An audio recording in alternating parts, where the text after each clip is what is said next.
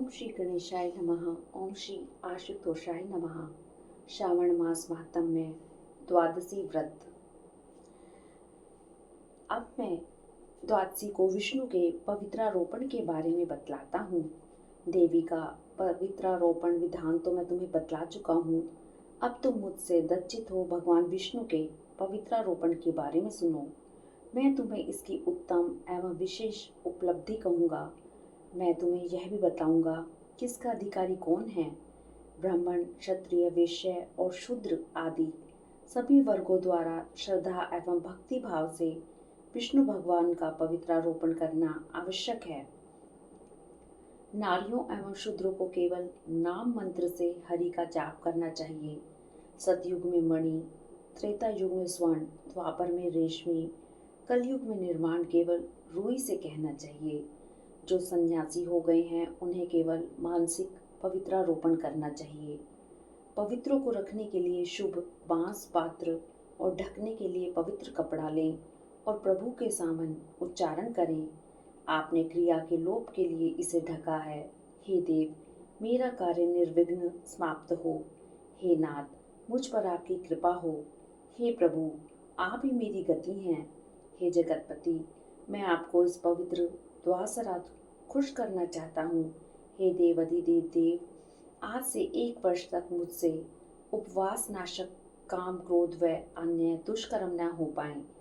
उस समय तक आप मुझे सुरक्षा अवश्य प्रदान करें। आपको बारंबार नमस्कार है। इस विधि से भगवान श्रीधर से अनुरोध करें। घड़े पर रखे बांस के पात्र में पवित्र को रखकर नम्र भाव से अनुरोध करें। हे पवित्र, 1 वर्ष तक पूजन करने के बाद स्वयं विष्णु भगवान आज यहाँ आए हैं। विष्णु तेज से उत्पन्न रमणीय एवं पापहारक सब मनोकामनाओं के प्रदाता। हे प्रभु, आपके शरीर में मैं यह पवित्रा पहनता हूँ।